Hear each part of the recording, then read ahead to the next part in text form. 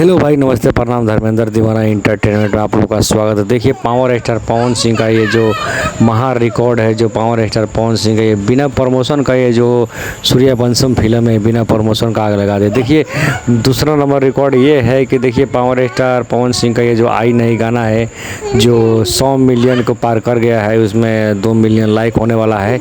ये सब आप लोग का दुलार प्यार है और अपना दुलार प्यार बनाए रखिए। पावर स्टार पवन सिंह का ये गाना 100 मिलियन बहुत कम टाइम में कर लिया है, ठीक है, और लाइक भी बहुत ज़्यादा है, ठीक है। देखिए, तीसरा खबर है कि ये जो बबुआन गाना आया था पावर स्टार पवन सिंह का, ये सिर्फ 7 घंटे में ही 1 मिलियन व्यूज क्रॉस कर गया था और 1,10,000 लाइक है और 30,000 कमेंट है, ठीक है।